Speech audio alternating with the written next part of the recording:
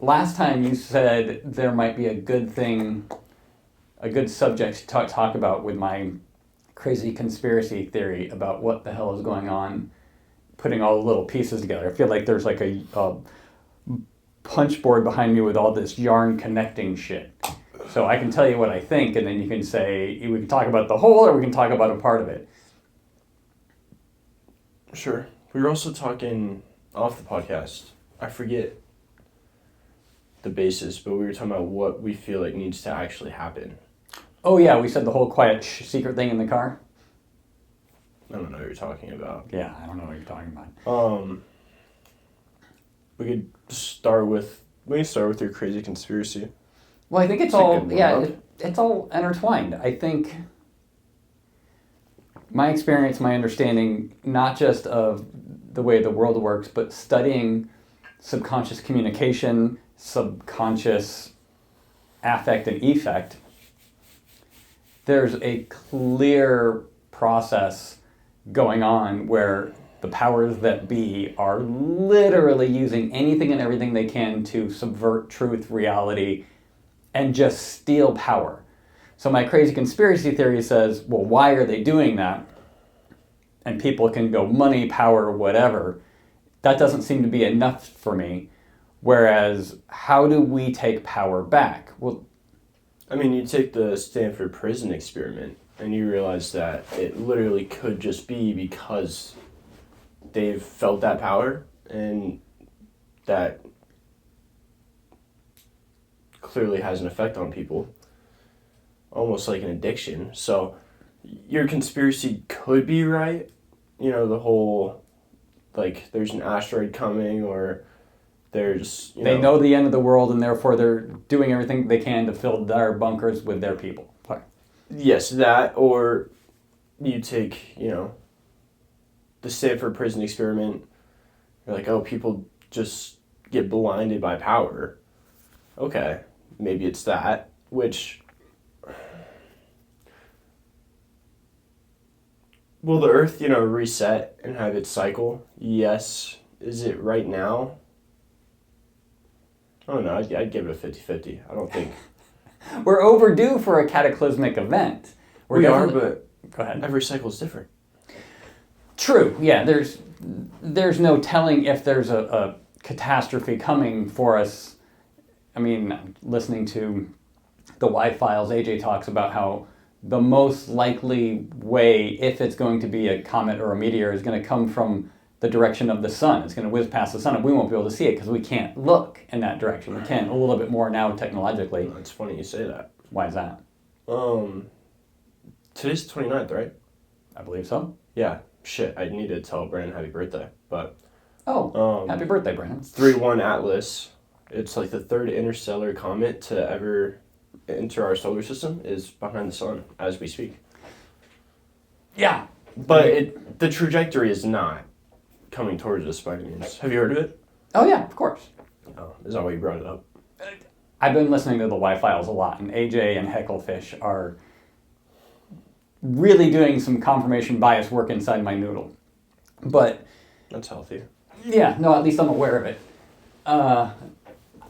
It lends itself to... I mean, the one I was listening to today was about subconscious and using the tools and technology to influence people inside their own mind. The subconscious behavior change, everything from DARPA and the microwaves that can get people to hear sounds and ultimately hear voices, all the way through to getting them the subliminal messaging used in the movie theaters and through on. And then that carried over into the Iraq War. Nobody's mentioned it, but I put it to me of like, all these people know that attacking a building, like in a law-abiding country, is the wrong thing to do. But why did 1,500 people attack the buildings on January 6th? Well, a lot of it was undercover agents that came out were... I don't remember where. I haven't heard any of that. Like, I keep hearing that as a talking point. What I'm hearing now... I'm trying to remember where I heard that from. Probably Joe Rogan. But I think so. people keep saying there's all these FBI agents. And Trump has recently been saying, and a lot of his talking head people who keep listening and spouting off this shit about January 6th is like, the FBI had a whole bunch of people out there on January 6th. Fucking Trump was president on that day. It wasn't Biden's FBI. It was Trump's FBI. And people are going, Biden had all this control. Biden no, I mean, wasn't I wasn't saying that it was a Biden thing. I don't even think that's what I think it was Joe Rogan. I don't remember, but I remember whatever I was listening to, it wasn't for the Democrats, I don't think. What is it? I mean, are you just repeating a talking point? Because I don't know what you're talking about then. I'm talking about the talking points I've heard that are trying to put the blame I'm not talking about a talking point. I'm just saying that I'm pretty sure, I can't say I know for a fact, but I'm pretty sure there were FBI agents coercing people to get into the building. Plenty of people, oh yeah, come on, get in the building. They would immediately lose their job. Like, think of... Would they immediately lose their job? Pause for a second. Let me throw this at you. The way they arrested so many people was through social media posts that they themselves, the perpetrators, put up. I can't see you, by the way. You can't see me? No. Like, I can see, like, your top, but I can't see your bottom. Fair enough. Here, I'll move over here. How's that? No, you're like this. You have to move this way. I gotta move over this way. Is that better? That's all right, yeah. I'll start this part again. The overwhelming majority of the data and information and intel that they got to find these 1,500, give or take, perpetrators of January 6th attacking the Capitol were done through social media of their own posting. They used social media and what people themselves posted and other people talking about it. If there was evidence, let me back up. If there was FBI agents coercing people to do that on the ground, I'm pretty sure we would have seen that evidence. I read through a lot of these transcripts and the lawsuits against Trump and all the other stuff that went on during this, and like there's nothing that shows to that. What I do know is it's a talking point that I hear all the time saying there were FBI agents, Biden put all these people. But it's ridiculous because it wasn't Biden's fucking presidency. Okay. It was Trump's. He wasn't in control. Well, let me offer you this perspective. Please, offer. So, I think both sides can use the right can be like, it was Biden doing this, it was the Democrats maybe in the House or whatever saying, oh yeah, like we're going to get FBI agents to coerce. And then the other side, the Democrats can be like, Trump was president, Trump had this happen. Maybe that was the point. Maybe it was a higher power that wasn't a left, it wasn't a right, but knew if we can coerce these people into getting into this building, the left is going to blame the right is going to blame the left, and they're going to keep clashing. And that's exactly what we want right now. We want the chaos. Right now, on January 6th, what was that, inauguration, or that was... The certification of the election. Right, okay. That's exactly what they would probably want to keep us divided. So they could use that talking point both sides. And you mentioned social media. Yeah, so all those posts on social media, you don't think that half of them were bots? Half of them were... Half of what were bots? The people posting themselves? No, I don't think half... No, half the people, or like the people coordinating the event, you don't think half of them weren't actual people that are like maybe agents? You're going to have to be way more clear. I'm talking about, when I talk about social media being used to find the people that broke into the Capitol on January 6th as a crime, because that's what it was. And I can prove that beyond a shadow of a doubt because they got pardoned. And when you get pardoned... plenty of people, yeah. Right, like, they broke the law. I don't think they needed bots. Like, there was... Here's where I was going. I heard that they got pardoned because they didn't get correct due process. No. That's never how that works. You don't get pardoned because you didn't get due process. You got pardoned because it's a favor from somebody. By accepting a pardon, in almost all cases, you accept guilt for what you've done, and you get off. Right. So these people, by accepting these pardons, and there was a few, I remember back when the story broke, there's a few people that said, no, I didn't do anything wrong, I'm not taking the pardon. I remember there being a brief news story about it. Some people fought it, I'm sure. I don't know. So I guess I'm asking what your point is. My point is when the whole FBI people in the crowd, yeah, there were FBI agents there because it's the fucking Capitol and it's FBI's job to police that. So yeah, there was also police officers there who got attacked by this mob. There's two things. One, I think if, to your point, which your potential argument, which was there might have been FBI agents sowing doubt, mistrust, and telling people to break in. I think that would have come out because social media is social. We all had access to it. So did the FBI itself and everybody else that used that to prosecute. You don't think that we only have access to what they allow us to have access to? You don't think that social media let me put it to you this way. Like, however they want to? That's a really broad open question, but in this context, have you heard one person that was involved and arrested and in trouble with the law that said, somebody told me to do it and it turns out they were an FBI agent? I haven't heard that once. I've heard the talking point from up on high, to your point, yeah, divide and conquer. Yeah. But I haven't heard anybody, and I've listened to a lot, I haven't listened to all of it, but I've heard a lot of them go, I listened to Donald Trump and I was there because Mike Pence this and we needed to get, like, Trump staged a coup. 100% that's what it was. And he's planning on doing it again and he's talking about it. I don't disagree that he probably tried to stage a coup. What do you mean? It's a guarantee that's exactly what a coup is. Yeah, but I guess Thanks for agreeing with logic. I don't...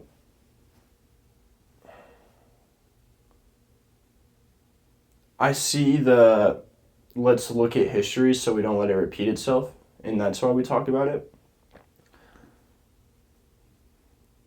But I almost regret bringing up the FBI agents thing because that almost seems like an unproductive conversation. I don't think it's unproductive. I think it brought up, here's the second thing, and this is where I agree with you. It's like when your girlfriend brings up old shit, and it's like, why are we still talking about old shit? You can be right or you can be happy, son. You're going to learn that at one time or another. Yeah, but that's my whole point. Like, why are we talking about old shit? I would rather... To your point, you just said, why do we bring up old shit? Because he staged a coup attempt, and then he's doing it again. He's setting the stage to do it again. We have to wake up to it. And now that he's in control of the FBI with dipshit dickhead and the Department of Justice, and he's got all these agents that are blindly supporting him, and to your point, it's this higher sow and divide. Trump's not that smart. He's a puppet. I agree with you. There's a higher thing, let's divide and conquer. But all they have to do is topple the American system. Well, either Trump is that smart. Okay, so my whole thing is, if you don't think Trump is that smart, then he will never be able to gain totalitarian Thank you. Power, because he's not that smart to be able to do that. But if he is that smart, then he will. I don't think that's a fair assessment. I think it is. Well, let me because if he's just a puppet, then the powers that be are going to be like, yeah, it doesn't really serve us to let you become a dictator, because that's not really what they want. They want to keep us in those election cycles where somebody comes in, they're a puppet, boom, they're out in 4 years, 8 years, nothing really changes. The wealth gap, is... I disagree. I think there's a new world to it. I think there's especially because there's a new world order. Absolutely. Okay. The technology that we now have, back when our founders founded our government and they came up with a well-regulated militia, that meant something different than the courts are now saying it means today. However, same thing was, we had muskets back when that was written. And they didn't have cell phones and cameras on every street corner. And they didn't think about a surveillance state. They didn't realize that we could manufacture money out of thin air with banking and all the other entities that they've built. So now there's another set of elites, and I'm going to throw Peter Thiel into that, who's funded J.D. Vance and his whole thing. There's these super elites with super tons of money and power that stay behind the scenes. And if there's a totalitarian government, if there's a dictator, it's not the dictator that has the power. Saddam Hussein was a dictator, but we put him in power and we took him out. There's not... Well, he was also a CIA asset, I'm pretty sure. Well, that's a whole other conspiracy we'll dig into. So was Osama bin Laden. Osama bin Laden was a friend of the Bushes. 100%. They were both assets to America, and then they probably got burned, and then... Well, no, they just turned. They said, okay, I'm in control. I love that you brought that up. What happened was Saddam Hussein was put into power so he could do our bidding. And then he got a little bit of that Stanford Prison Experiment power and thought, I can do this. I don't need you. A little bit more to your left. Just a little bit more. Oh my God. It's fucking with me. Well, let me... We'll just come at, we'll set it at an angle. Better? Yeah. I just have the shitty background. Anyways. It's a nice background. Yeah, but it's... You're off center. Here, let me... I have an idea.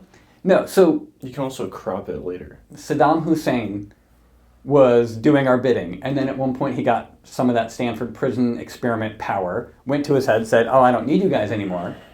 And we're like, no, do our shit. And he's like, I'm not going to do your shit, I'm going to do my shit. And then they're like, the fuck you are. And then we toppled him. That's what happens. We install somebody, and when they decide to go rogue meaning do the job they're elected to do in their own country by our hand, we take them out. So is it really the person in power? Like they had like the 5th largest army. The Iraqi army was the 5th largest army at the time. Now, granted, the Hare Krishnas were the 4th largest. The 5th largest army, what about Navy, Air Force? What about all that stuff? They probably had no Navy. They were landlocked. I'm pretty sure they're landlocked. Our Navy doesn't really come into play. But you're right. They were inferior, but they were still a large army. And they were a killing machine, according to all the reports.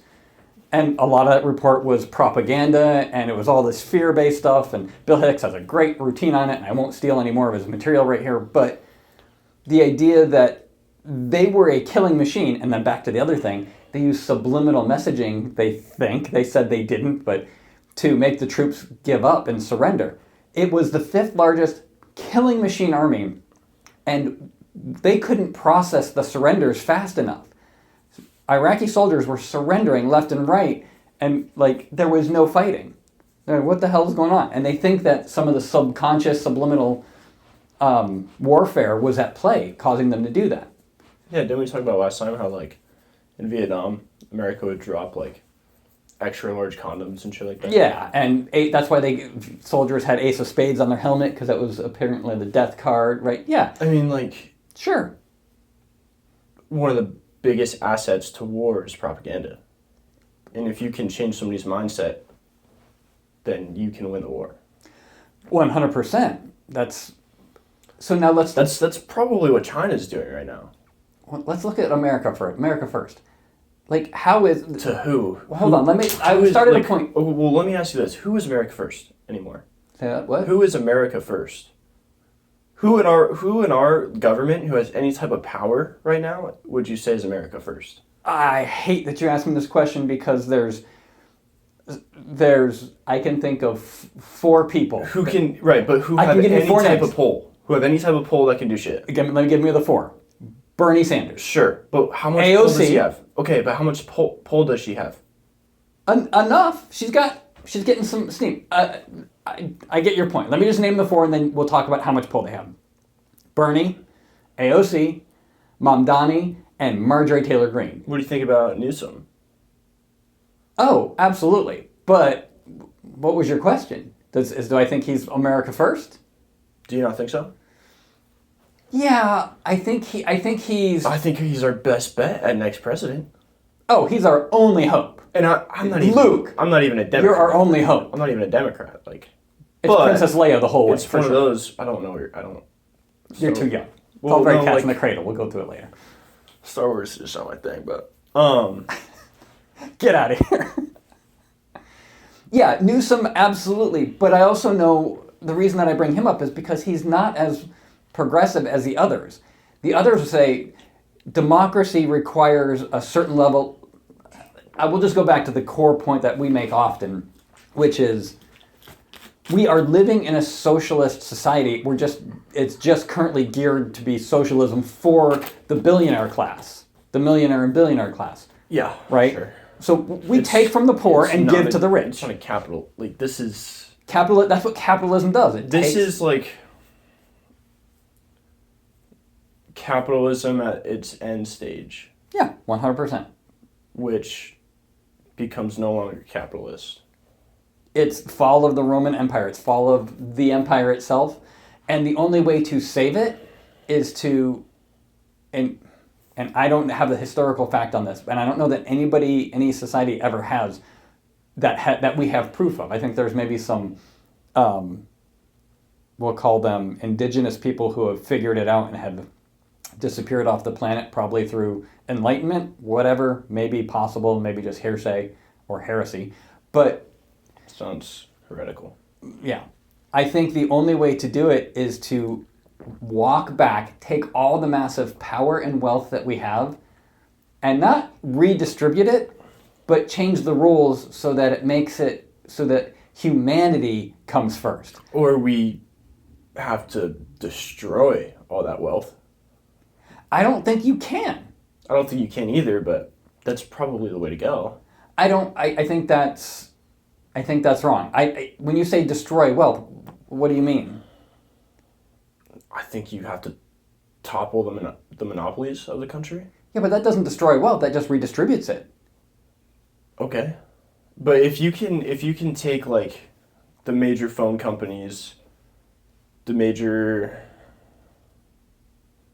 social media companies, major tech companies, the major medical companies. Yes, and then if you could topple the biggest ones, so then free market can come back into play and people can start new shit, and then put guidelines over that of you can't get this big because then you're gonna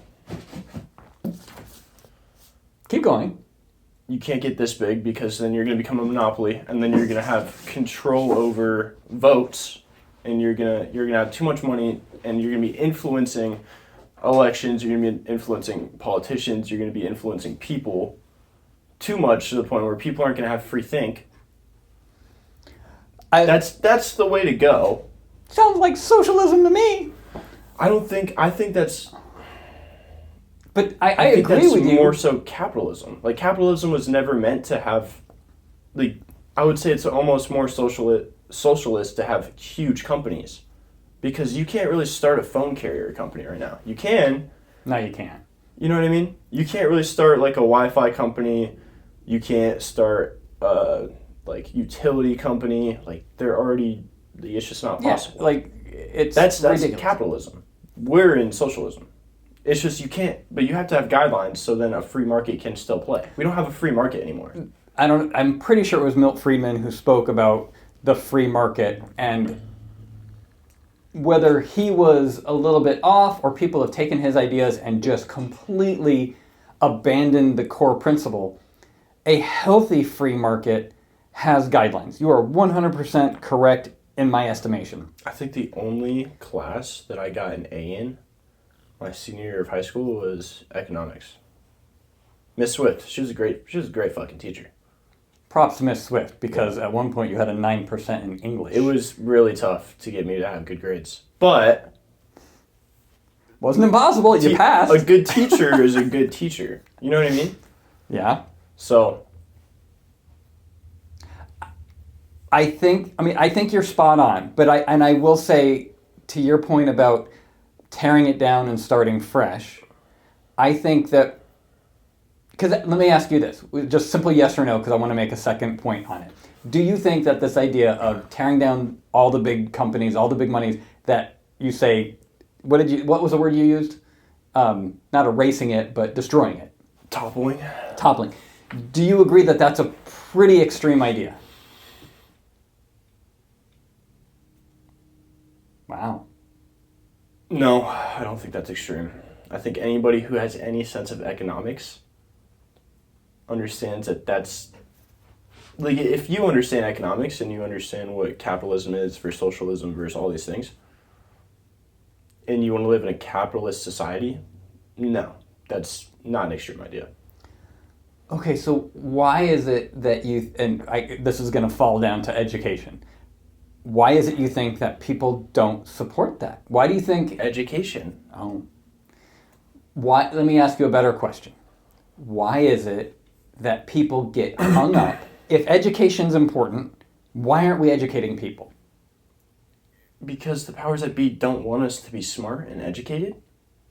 Because if we're smart and educated, then we're not going to let people like Zuckerberg and Bill Gates and a bunch of other people behind the curtains have so much fucking money and so much power and influence. Like, we're not going to let that happen because we're not going to give them all that money. We're going to be like, no, that's not how a free market works. We're not going to, like, we're going to start these other companies. We're going to boycott these companies.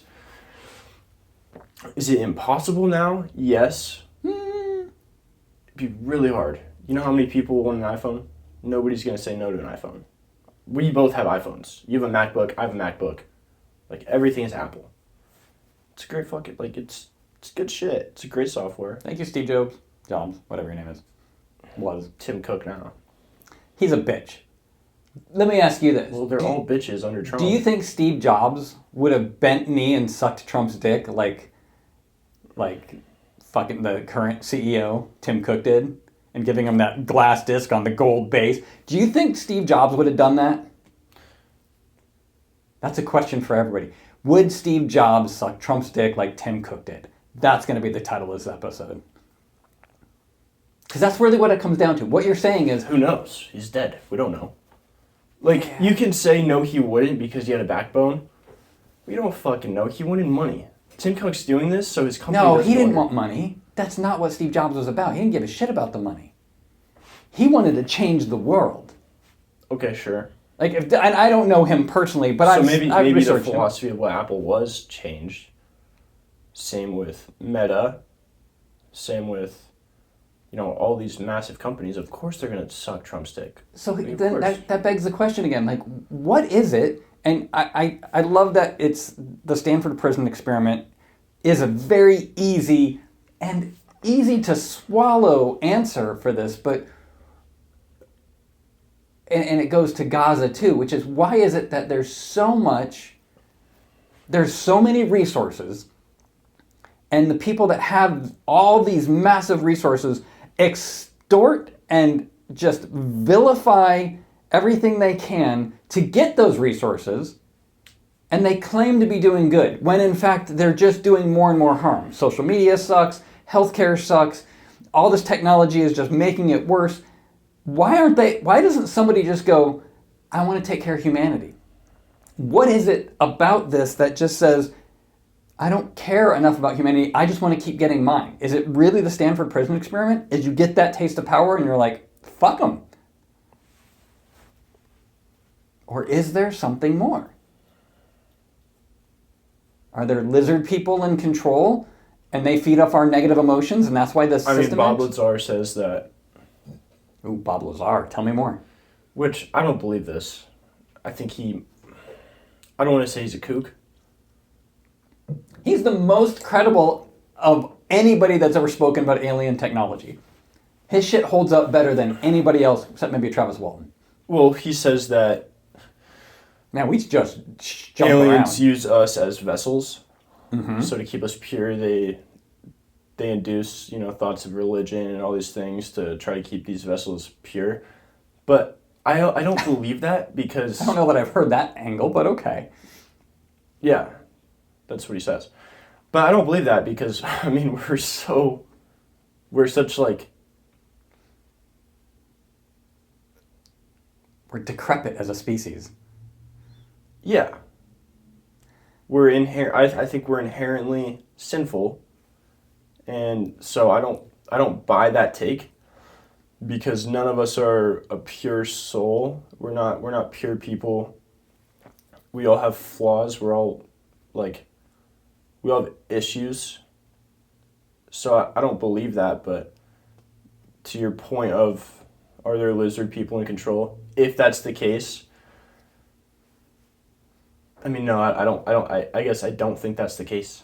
That doesn't make sense. Why not? Let's put aside plausibility for a second. if there's an alien race of lizards that feed off negative emotion, So they feed off negative emotion. They feed off our emotion, negative being the most nutritional to them. This is, again, straight from Y-Files. But Okay. it makes sense that they But what that they cause division and divide. What's your question? why would any species feed off negative emotion? I mean, I guess we do. Yeah, like what? Okay, why would any species feed off negative emotion? This goes to my conspiracy theory. We've got this whole, like, what's happening in Gaza as a human and a Palestinian and an American. I'm fucking disgusted that the entire world isn't up in arms against what Israel is doing to those humans. It doesn't matter what race, religion, color, creed they are. They're humans. And yet, most people are like, yeah, it's not good. But how is it that that is allowed to happen? I think at first it was, well, they launched an attack on Israel. And people are like, okay, well, Israel has the right to defend themselves. And that makes sense. Let me ask you a question at that Hold on. point. Okay. That makes sense. The base level of, yes, Israel should try to get back the hostages. They should, defend themselves. But when it gets to a point of you're just killing people, it doesn't make sense anymore. So you're talking about October 7th. Yeah. I say you're about 50 years off the mark, maybe 70 years off the mark. Yes, they've been doing this for a long time. Right. So, like, Well, they genuinely believe that they are the chosen people. That you know what I believe? I know they believe that. Right. I've heard the rhetoric. I know they're bullshit. You know what I believe?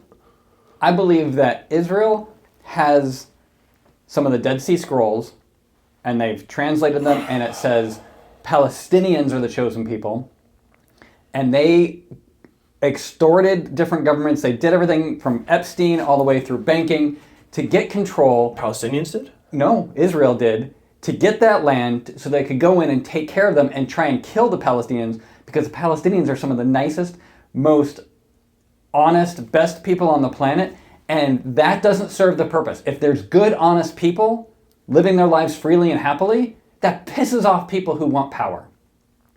And I think Israel knows something, and that's why they're exterminating Palestinians. So when you say Palestinians are the chosen people, what does it mean to be the chosen people? Ask Israel. I'm asking you. A book says, I'm more important than everybody else, so it doesn't matter what I do because I'm justified in the eyes of God.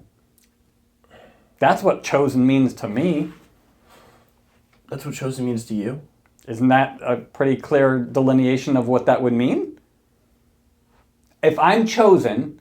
No, I don't think that's what it would mean. Well, that's what they claim about Trump as being. He's a product of God. He's the anointed one. I get it, but that's, one, heretical, and two, just flat out, well, what does it mean? Biblically wrong. What does it mean to be the chosen one? To be chosen, if you think about it, Jesus was chosen, right? Was he, or did he choose himself? That's a good question. I don't know.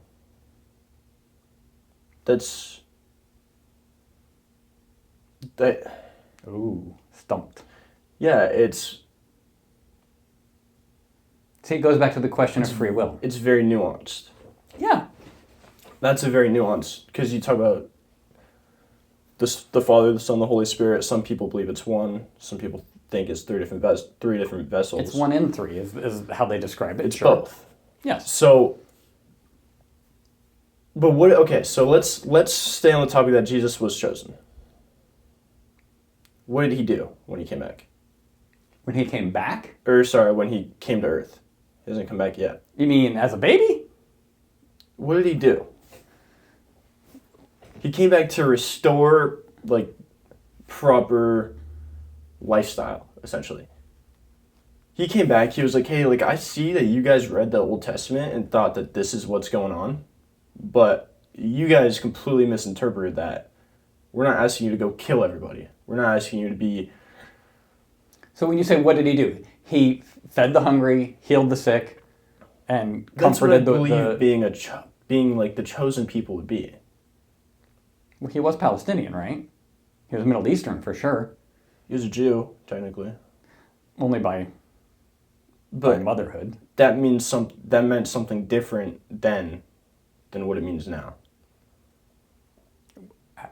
Say more. Like, being a Jew then was like an outcast that was like...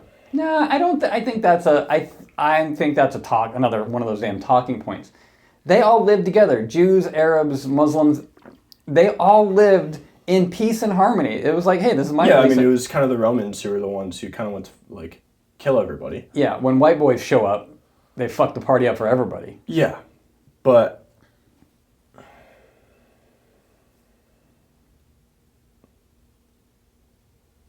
kind of forgot where I was going. But I think that just being the chosen people doesn't mean I am higher than everybody else.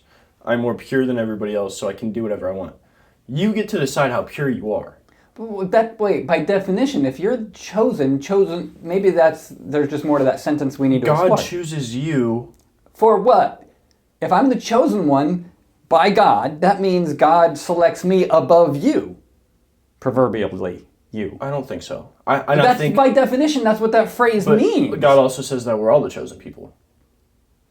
So it's us as opposed to the alien lizard people. Well, how? That's like giving everybody a fucking trophy for participating. But God gives you the option to participate or not. He says, I choose all of you. Do you all choose me? Well, okay, yeah, that's the guilt trip factor. Sure. I don't think it's a guilt trip. It's, hey, I believe in this like race. I believe that we can all be good. You're talking about humans or something? What Humans. Human race? Okay, all Human right. race. I think about the joke where it's like aliens come down to Earth and they're like, oh yeah, you know Jesus? We know Jesus. Oh, Jesus hasn't come back to us in like thousands of years. Oh, why not? Well, we always give him chocolate, so that's why he comes and visits us. Every time he visits us, we give him chocolate. What did you guys do? Have you not heard that? I have not heard that. When Jesus comes, we give him chocolate. What did you guys do? That's pretty fucking funny. Yeah, so it's like... I think biblically, this might be heretical, but the Bible was written for us to interpret it to what our knowledge was. Does that mean that aliens can't be among us too? Like we're probably not the only race. Maybe we are. I don't know. Fermi's paradox would indicate otherwise, but that there aren't aliens. If there were aliens, they would have come by now, or if the universe is so big, and given the number of stars and planets and livable planets, the sheer quantity of habitable. Thank you. The sheer number of habitable planets would indicate that over the 13.8 billion years that the universe has been in existence, life would have formed in more than just one place.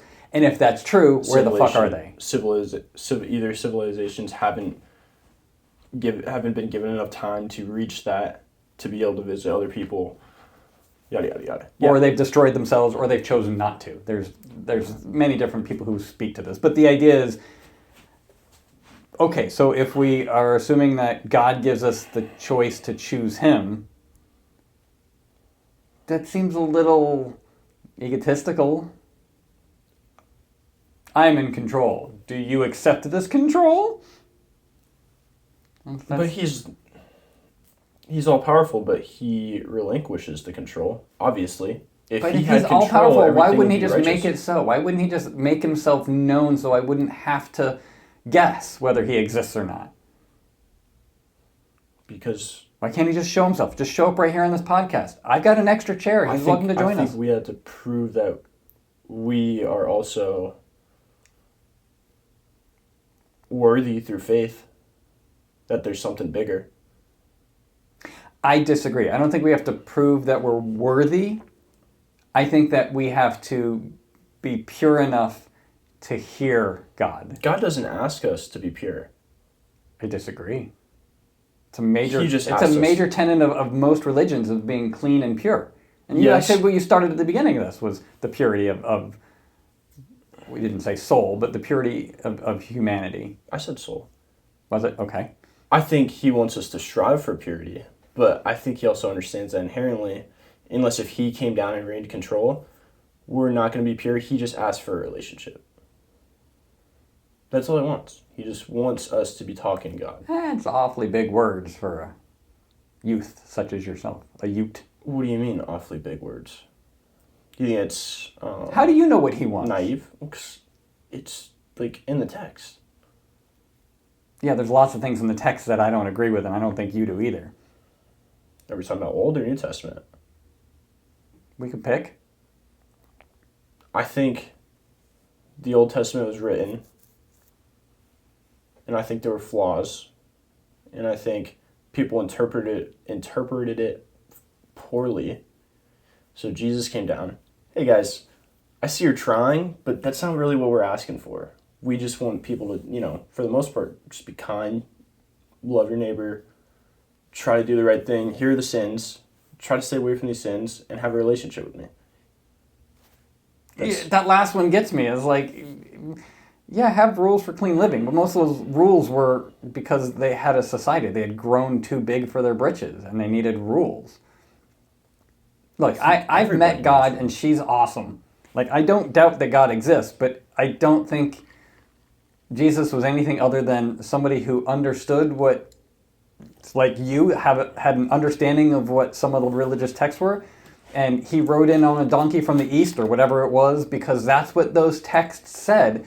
So he, using propaganda, maybe it wasn't called that at the time, but he did what he did so that he You could... think he was spreading a bad message? I did not say that.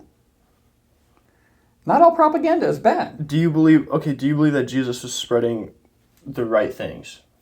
I don't have a stance on that. Why not? Because it's too slippery. How is it slippery? And when I say slippery, I mean there's certain things, of course, be kind to your neighbor. But the golden rule is attributed to religion. Do as unto others as you have had them do unto you. Bullshit. Fails miserably. I'm my own person. I like what I like. Just because I like it doesn't mean I should treat you that way. I should find out what you like, and if I care about you, I should treat you how you want to be treated, not how I want to be treated. The golden rule is ego exploded to the nth degree. I think The platinum rule is I care enough about humanity that I'm going to do my part to contribute to it and make it better without being blinded by greed and other self-motivations. right. But I don't need God to tell me that. That's not a God statement. I don't need Jesus to tell me that. I'm not saying he didn't say that. I'm not saying what you claim he says was wrong. Why do you feel like you don't need Jesus to tell you that? You think it's inherent in you? Yeah. Like, Penn Jillette has this great line. People ask him, why are you an atheist? What, like, blah, blah, they throw morality at him. He's like, look, I kill and rape exactly as much as I want to, which is 0. I don't need an external force to tell me the difference between what I believe to be right and wrong. I get to make that choice myself. It's awfully hubris to believe that you know better just because you're inherently good. I didn't say I'm inherently good. I'm saying I get to choose that for myself. But where do you find those guidelines? What you feel is right? In my heart of hearts. I ask myself, should I take this candy bar from the store without paying for it? No. Why? Because that's stealing and we have social norms and we have guidelines. So you're talking about social norms. I have enough of a cognitive power that I can look at a situation, extrapolate that to a society at large, and expand it across time, space, and energy. Do you believe that... Wait, hold on, let me make my point. I have enough cognitive capacity to do that, to expand that, to go, it's in my best interest that I don't steal that candy bar because that harms my neighbor. It's in my best interest to pay my taxes so that we have roads. It's in my best interest not to rape or steal or plunder because that harms society. There's no religious element to that. That's just logic.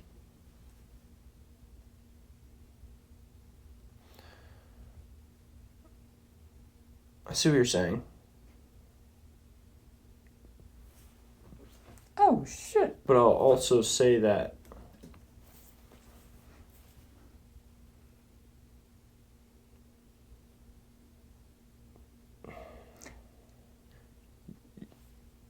most people do what is right because they've never been given an opportunity. And I think this goes back to the Stanford Prison Experiment, where we haven't been granted a opportunity of such riches or power. Correct me if I'm wrong. Wait, what? Say it again? You haven't been granted, you or I have not been granted an opportunity of, like... Excessive wealth or power? Yes. It depends on your definition of excess. I have been shown temptation, not quite like Gadriel with the ring and Lord of the Rings, another nerdy reference, but when Frodo offers her the ring, take it if you want, and she takes it, turns into this evil thing for a second, and then passes the test. I've been put in situations where I could have chosen maybe what would be considered a less pious path, or a little bit more evil, and I've chosen to keep my nose clean. But I'll also say that most people won't. Why is that? I mean, I don't know that, I'm not saying I agree with you, but why do you say that most people will take a bribe? Most people will steal if nobody's looking. I put the shopping cart back regardless of whether people are looking or not. You think most people don't? I would disagree, but I want to hear your stance. Most people are going to do what they have to do to get ahead. If I get offered $100,000, but it's a company that I don't necessarily agree with, most people are going to be like, yeah, you know, I'm going to take that $100,000 because I have rent to pay. I have this to pay. They're going to find ways to justify it. And then they're going to take that promotion. And then they're going to take another promotion. And then all of a sudden they find themselves in a position where, well, I'm head of this company, or I'm extrapolating a lot of wealth and power. And, extracting a lot of wealth and power? Yeah. Okay. And it feels good. And now they've lost their sense of self and what they believe to be is right or wrong. And they find ways to just keep justifying it that it's okay. Or they might even just completely mute that voice that's saying it's not okay. Because the constant feeling of okay, of probably a lot of dopamine, you know, you get wealth, you can do whatever you want. Sex, money, all these things. You know, as Eminem said on David Letterman's show, money doesn't buy happiness. It buys crazy-ass happiness. It does. It sure can. I guess my question is, do you recognize and this goes back to the education point, do you recognize the power of an individual's cognitive ability? One person's ability to think and expand their consciousness beyond just that moment and take into account social norms, take into account other people's feelings, the empathetic, the social norm, the bigger picture to say, I want to be part of the society and therefore I want to play by these rules. I accept these laws. Because there's a group of people that, to your point, there's a group of people that don't. And those are our politicians. Right. But most church-going, God-fearing people would agree with what you're saying. I'm just a simple man, it's honest work, and I'm going to do my piece, and God bless everybody. Like, sure. That's what creates a good society. And for a while, that worked. In the 50s and 60s, leading up into the Vietnam War, America was at its best in those terms back then. There was lots of problems, but it was because it was built on the fallacy that that's all we needed. And meanwhile, women didn't have full rights, black people didn't have full rights. It was an illusion of kindness and goodness. It wasn't truly expanding that. And that's how we got here. That's why black folk have the right to vote and participate and be a full member of society, is because some people are like, look, this is good for me, but it's not good for everybody. They're a human. And that's how we got people to fight for those rights. But if you want to talk about that, black people still probably don't have the same amount of... Like, yes, they're allowed to vote. They're allowed to... Like, but they're still underrepresented. They're still abused and they're still manhandled. Absolutely, because we put them in poverty. Right. We set the rules up and got ahead as white people. We got decades ahead of property ownership with the real estate redlining laws. Yeah, we're... So it's like, yeah, like they can vote, but they're massively undereducated for the most part. Because of redlining districts and gerrymandering right now, which is what's going on. I wouldn't say it's... Back from break, we were talking about how, yes, black people are seen as equal in the current society, but we have such an advantage, white folk have such an advantage because of the generations... You don't even have to be white necessarily. Just not black? No, you can be black, but like... The majority of the black population is in places where the education isn't proper, the culture isn't right. Like, it's not even like... the culture's not right. That's offensive. That's underfunded. Not offensive. You go to Chicago, you see a bunch of people in gangs. Like, gang culture is not right.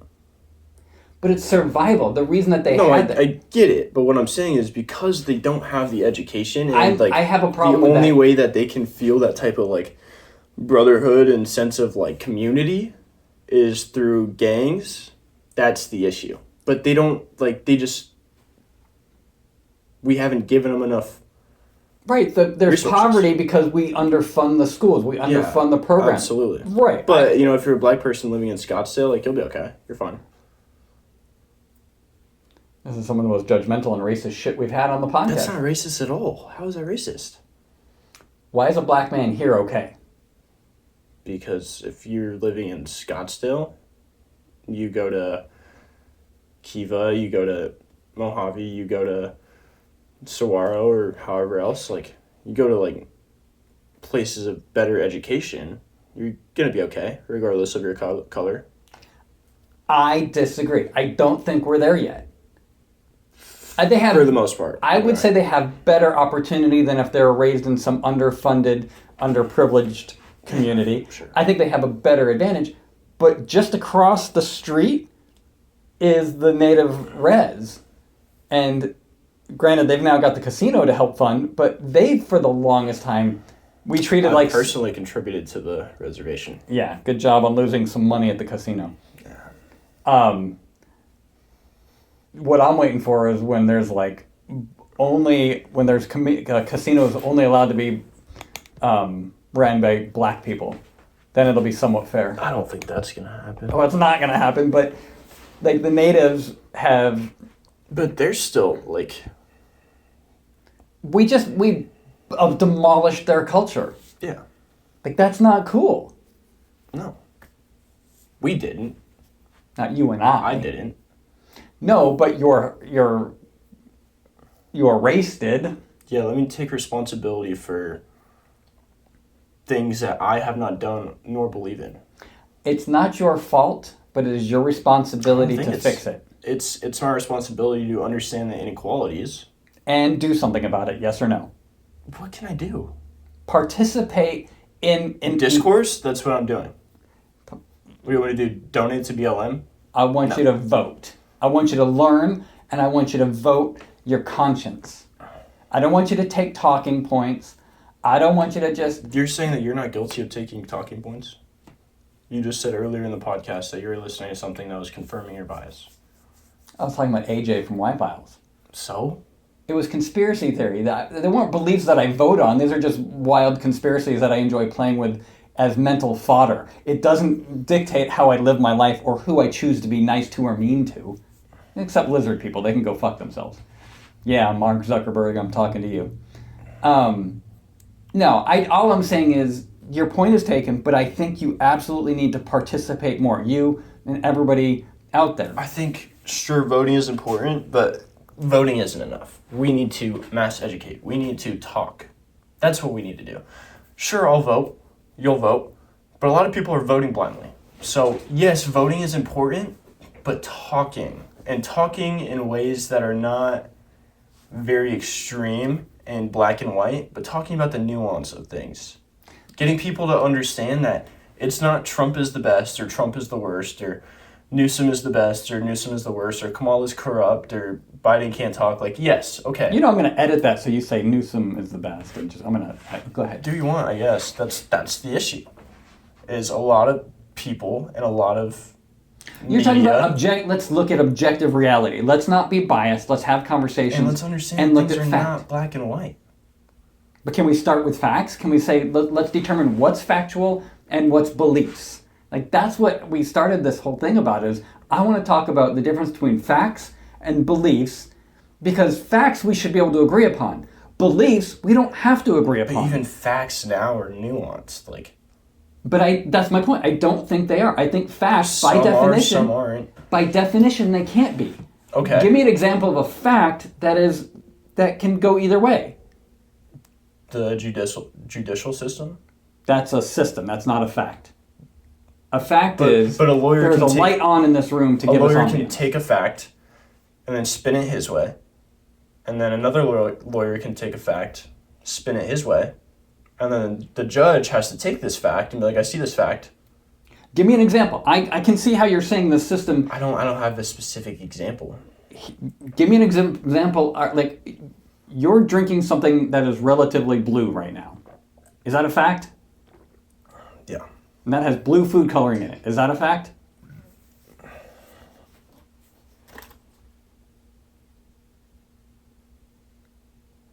FD number 6, I'm guessing. FD blue 6? Just blue 1. Blue 1. Okay, so that's got food coloring in it. That's a fact. Yeah. Is it healthy for you? Is it a poison? Is it unhealthy? Now we get into, are those facts? I don't know. We can run a study, and we can say, if we run a study, a double-blind study over a period of time that's peer-reviewed and gets duplicated results, we accept that as scientific fact. And then if we run a study that says food dye blue 1, FD blue 1, has these outcomes and it's not healthy for us because of the scientific method that we've agreed determines fact, can we still call that a fact? Or is that a belief that these things do this and, well, just because you say it's like, is it acceptable to say this is what we would consider a fact? If you ran a study on this drink, you would find things that are healthy in it and you would find things that are unhealthy in it. Food, I'm just talking about blue dye 1. If we ran a study and those studies said these are poisonous, not good for the human body, they shouldn't be in drinks as a scientific element, would that be considered factual? Or is that belief? And the reason I bring it up is because it would be factual that, okay, it's not healthy for you, but in what quantities? Then you go into that and it's like, okay, so is this drink inherently bad for me? I want to talk about when Trump was running. We were talking about food dye. Go ahead. When Trump was running, the facts were that he was going to release the Epstein files. He was going to stop wars. No, wait, hold on. Let's be really clear. It wasn't the facts were that he was going to. The facts are that he said he would. Right. That's different. But go ahead. But it's factual that he said he was going to do that. Yes. So as American people, a lot of people who voted for him believed, because of what the facts were of what he was saying, were, okay, he's going to stop the Ukraine-Russia war. He's going to stop the thing in Gaza. Day one. He's going to release the Epstein files. He's going to release the JFK files. He's going to do all these things. The JFK files got released, but half of it was redacted. But Phase 1 of Epstein files were released, but that didn't, obviously that's bullshit. So what's your point? So he said things. The Russia-Ukraine war is still going on. So he got in office. And didn't do what he said he would do. But factually, he's a liar. Is that where you're going? Yeah. But what I'm saying is, we took these facts to the best of our knowledge. A lot of people, I didn't vote for Trump. I didn't vote. No, you voted. You didn't just don't. Right. I voted for local. I didn't vote for federal. But a lot of people were like, okay, Trump is saying a lot of things that are going to turn the country around, that are going to give us some truth. We're going to get a little bit more transparency. And on top of that, we were coming off of a presidency. We didn't know who the fuck was running the White House. We didn't. But where are you going with this? You're sideways from fact. What I'm saying is... He said he would do things. He hasn't done them. He's obfuscated about doing them. That's why I think there's a nuance to even facts. Because you can sit there and be like, he's going to say... He says he's going to do... But that's not a nuance. That's a belief. You're now getting into beliefs. That's exactly my point. Facts are, he said he would release the files. He has not, and now he says that they're not going to, or they don't exist, or whatever, which is contrary to his original statement. That was a fact. The fact that he has not done it means, by definition, he misled. You could massage that to say he's a liar, he's a misleader, whatever, but he lied. He said he would do something as soon as he got in, and he didn't. That was a lie. We can say that without any judgment of whether lying is good or bad. It's just a lie by definition. But in hindsight, in the moment, we had to sit there. That's what I mean when I say we could talk about the facts, but people will take a fact and run with it and be like, Trump's going to do all these things, I'm going to vote for him. And that's what a lot of people did because they took it as black and white. Their beliefs were that I believe he's going to do what he says. But they also now, because of psyops and the way the human mind works, is they are justifying, well, I'm sure he's not doing it. Some people are justifying, but I have seen a lot. I've seen a lot of people be like, yeah, I voted for Trump because I thought he said he was going to do all these things and he didn't, and now I regret voting for Trump. Yeah, I've heard that too. That's probably majority. I would think that, I don't know that that's majority. I would love for that to be true. You're also chronically online. No, I'm talking about in real world. Like, I walk past people wearing MAGA hats. I see, like, in real life, I'm blown away and I think the stuff that you're seeing, the people who go, yeah, he said he would do this and I'm not for him. I think that's over-exaggerated.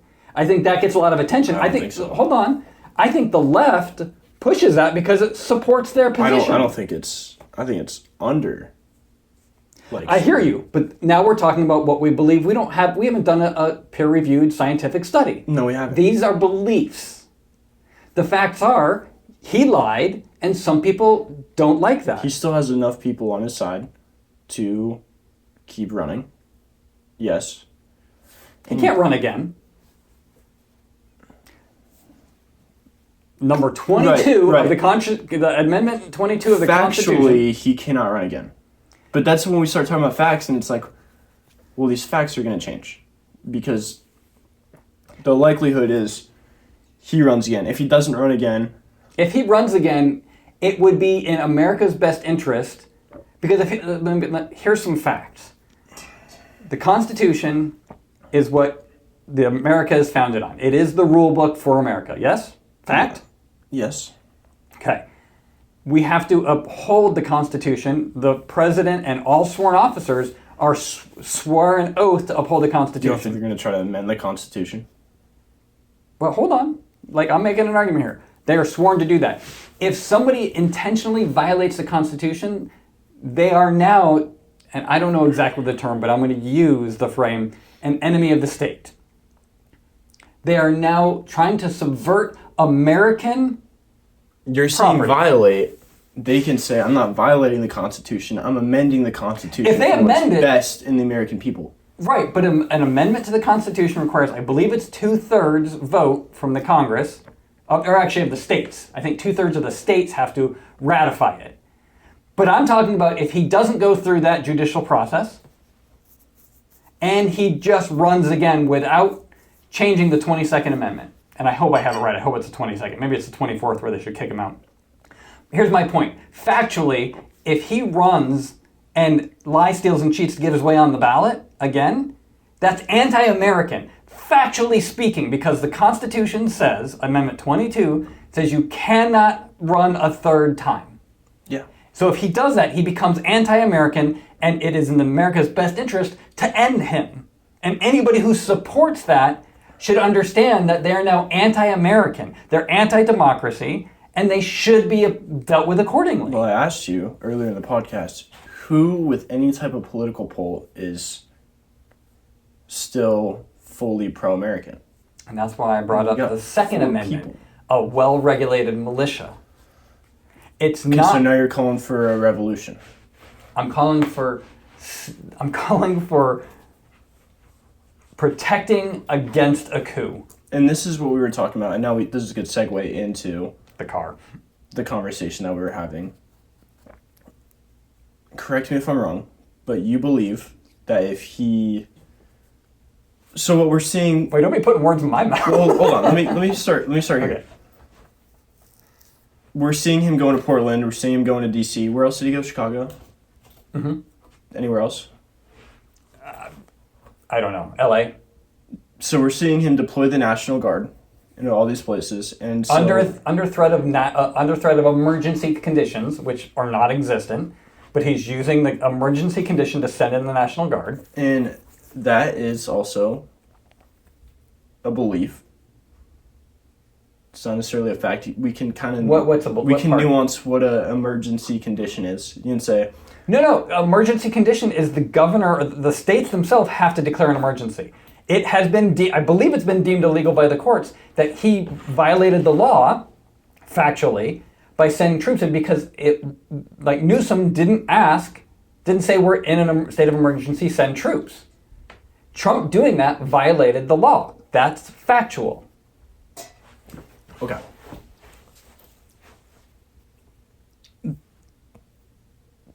The most likely outcome is they don't amend something. They don't amend the Constitution to let him run again. He's just going to declare national emergency, deploy National Guard in all these places so that he can remain in power. Same thing that Netanyahu's doing right now, wartime president. Right. He's going to suspend the election as opposed to hold an election, right? Right. That's the most likely thing. Right? Yeah, Steve Bannon's outwardly calling for it. Right, okay. So that's what we're seeing. A coup being planned in broad daylight, yep. Year 1. Year 2. Still one, sadly. It's a long 3 years. It's been a long fucking few months. Go on. So your belief is that if this ends up happening, which that's where it's kind of heading towards, has anybody asked him, are you going to run again? Yeah. Plenty of times. And what is he kind of just He goes, well, I don't know. I'm thinking about it. What he just said on Air Force, I think it was Air Force One. He was on a plane. And somebody said, well, what about, you're allowed to get elected vice president and then have that person resign and you could be in power. He's like, yeah, that's just too cute. I don't think the people would like that. He's exploring, which pisses me off, that reporters are giving him fucking scenarios to think about. He's already I know, but we should fucking nullify the stupid shit we ask him. So, anyway. Yeah, they wanted to talk about freedom of press, but then they're not really allowing freedom of press. And go ahead. But you said if he does your maintain belief power, is, and we talked about this in the car, that you said. Careful me putting words in my mouth. I'm asking if this is correct. Okay. That you think that we need to start violence and fight against that. I have issue with some of those words. First of all, I said at the beginning, a well-regulated militia. The Second Amendment exists for the explicit purpose, according to our founders, to protect ourselves against a tyrannical government. That is the whole purpose of the Second Amendment. Now, are we going to be able to take on the army? No. That's one of the reasons the army is so well funded, is because they know that as long as the commander-in-chief controls the army, they've got more firepower. So point 2 on that is what we have to do is convince those that are in the military of what the difference between right and wrong. They do not have to follow an unlawful order. Do you want to go towards what we talked about in the car of the... I'll get there. I'm heading there. Okay. I'm heading there. He gave me a subtle hand gesture. Anyways, so members of the military do not have to follow an unlawful order. This is why the conversation before, and we won't jump back into it, but fact versus belief is really important. This is why your cousin, who is in the military, swore an oath to the Constitution, and I love him to death, and I had this conversation with him many times. I'm like, have you read the Constitution? Do you know what it says? Then he said no. Do they train you on it? No. Then how do they know what's lawful and not? If they don't know the facts, they can't make an order. That's why they want them dumb. And I mean ignorant, I don't mean dumb people, I just mean they want them ignorant of the law so they just follow orders. So now we have the situation where if the commander-in-chief declares emergency, stays in power, and we as the people don't have the ability to fight back, we have to your point, have the conversations that say, this is wrong, factually speaking, expand your mind to be able to see the difference. And I have no problem saying somebody who's going to try and overthrow America, violence is not off the table. I'm sure that if somebody hears this, they're going to label me all sorts of things, but for fuck's sake. Potentially terrorist. You know, what's terror? I'm not creating terror. I'm defending against it. Anybody who says that the people in Israel, or that are getting killed by the Israelis, the Gazans, they have nothing to do with Hamas. They're getting killed for a fucking land sale. They're getting killed because they've got great land. They're being exterminated for a real estate deal. That's fucking evil. That's terror. Yeah. Me saying I will protect I'm not my labeling you a terrorist, but people have been labeled a terrorist for less. I understand, but here's my point. When I had my family living in the house, you guys don't live here anymore, but if somebody came to my door under threat of violence, said they were going to harm you or your sisters or the dog or my partner. When you say partner, it sounds like you're gay. Her name's Alicia. You've met her before. Likely story. If somebody's going to do that and I choose violence in that moment, I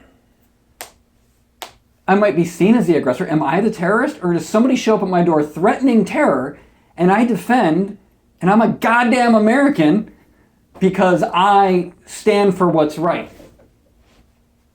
Bugs. Did you get him? No, barely. He escaped. Like, this is the whole point of what's happening in Gaza. Is everybody goes, well, October 7th was horrible and Israel has a right to defend itself. Fuck you. Not you, but fuck you. Does Palestine have a right to defend itself? Yeah, but they don't have the resources. Fair, but that wasn't the question. If they have a right to defend themselves, throwing a rock should not equal getting a bullet to your leg or your brain. So fuck anybody who supports Israel. The rules of engagement are heinous. Israel doesn't follow, like, that's why I was listening to Andrew Bustamante, and they asked him who's the best intelligence agency in the world, and he goes, probably Mossad, because they don't have rules. They can do whatever they want to keep. Yep. I heard him say that too. Yeah. They can do whatever they want and whatever they feel is like necessary to protect their state. The CIA used to be like that. Oh, they still are, but they hide it well. For better or for worse, I don't know. Here's the difference between Mossad and CIA. CIA is playing the long game. Israel's playing the life or death game. Mossad says we can do whatever we want because if we don't, we die. They have been brainwashing themselves in how important and how chosen they are that if they don't, then they're gone. That's the fear that, that's the rhetoric they're saying. That's the rhetoric and the fear they've emplaced in their citizens. It's not true. Not the truth. They're the ones who've created anti-Semitism as a problem. Anything against them, if you bump into them, oh my God, you're an anti-Semite. No, bitch, you were in my way. Fuck you. Anti-Semite. No. Right. CIA is playing the long game. They'll do whatever they have to with dark money, covert ops, psyops, and they won't ever fucking let it out. Because they know that control is a long term. Israel's going to fall down eventually because of their short-mindedness. The CIA also does have that law where everything does come true, or whatever, every operation, everything that has happened after 50 years or something has to come out. I don't know if that's the Freedom of Information Act or something. Oh, it gets declassified after a certain amount of time? Yeah, but half of it's probably still redacted. And yeah, for sure. They redact everything. We should probably put a bow on this, but to your question, do I think it's necessary to initiate violence to save America? Fuck yes. I think... Let me go pee again. This coffee is... We're almost done. We got a couple more. I don't. I have to... I don't. Why? Let me just wrap up this point. Oh, do you have other things going on? Yeah. Oh, sure. to the point about whether I think using violence to save America is proper, is necessary, absolutely. Because if that's how we were founded. Do you think it needs to come to that, or do you think that, and my whole thing was, we just need a couple of whistleblowers to come out and be like, yeah, I've seen the Epstein files. We need a hacker to come out, find a way into these certain things. Yeah, we talked about the hacker. Go ahead. Like, find a way to see these things where, if powerful people are listening, you know me, I don't have the fucking power to do that. Am I saying it? Yes. Am I going to do it? Me? No. But would it be probably beneficial to democracy to have one or two people who are just very, very intelligent and want what's right for America to come out and be like, okay, here's what's actually in the Epstein files. This is why they were hiding them. We have them. Boom, released. Okay. That would probably be enough to stop whatever Trump may or may not do in the sense of trying to become a dictator. I think that, to the point earlier about the uneducated citizenry that we are as a whole, like, one of the staunchest supporters of Trump that we know is your grandfather. And every time there was a lawsuit filed against him, and last, bunch of years. Trump or? Trump. Every single lawsuit that was filed against Trump, I read, because I wanted to be educated. And every time it came up with your grandfather, who was a red hat wearing motherfucker, he would be talking points. Nothing against him in this case other than he's an example of somebody who buys into the talking points but does not know the facts. He has beliefs but doesn't know the facts. And so if John Q. Public that supports MAGA is just running on beliefs, then the ideal nation that we are, we're an experiment. That's all America is. And if it's not worth fighting for, then we're going to lose it. And those people that have the belief that they know better have been blinded because of psyops, bad education, and subliminal messaging. Like, I hear you. I just don't think that trying to revolt against Trump violently is the answer. In the same way that, like Bustamante said, World War II is going to be fought a whole lot different than World War III is going to be fought. We're in World War III, according to him. Yes. And I would agree. We're in there. I agree, but the whole point is that, yes, if Trump tries to run for a third term or declares a state of emergency and goes in this wartime presidency that Netanyahu is doing, which seems every day more than likely. Why? Because he's saying he's going to do it. Going up in arms and trying to fight against a military who's probably going to back Trump because of the lack of education is not going to be pretty. It's not going to work. It's just going to be a lot of deaths, and he's going to stay president. That's not how if it comes to it, which I don't know, and this is year one. So in 2 years from now, you'd be like, oh, it sounds like, oh, he's not running again. Oh, okay, so seems like it was just a lot of propaganda. We don't really know. We don't really have all the facts right now. We have a couple of years to wait it out and see. But if that's what it ends up coming to, the same way the first Revolutionary War was fought, it's not going to be the same that the second Revolutionary War is going to be fought. It's not going to be through AR-15s and RPGs. It's not. It's going to be... It's going to be psychological warfare. It's going to be psychological, and it's going to be a lot of cyber. Yeah. If you want to revolt, you're going to have a lot of smart people behind a computer doing it that way. Hey, Anonymous, pay attention. We need you. No, I agree with you on that, and I think that there's one saving grace. I'll say this, and I'll let you have your final say. I think that the best thing we have going for us is he's not going to survive another 3 years. He's physically and mentally on such a decline right now. He literally stops mid-speaking. He literally wandered off, and I think it was in Japan or somewhere on his Asia tour. He literally wandered off. He's got dementia. Is that a fact?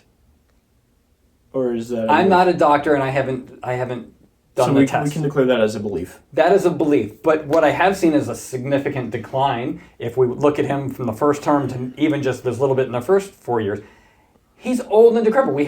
And he's farming money. Yeah, he just sued America for emotional distress for like $250 million or something. 230, and it wasn't emotional distress. It was because he wants to get paid back for his legal fees because he did wrong. Right. So that's a good point. We're talking about this, but Trump. Okay, so I guess the more realistic thing, now that I factor that in, is he's farming money through crypto. He like dumped the Trump coin. There's talk of like a penguin coin coming out, maybe that is something, like a couple of subliminal messages. I don't know. I'm chronically online. Yeah, what's more likely is he's just farming as much money as humanly possible for him and his family, and he's gonna take off on...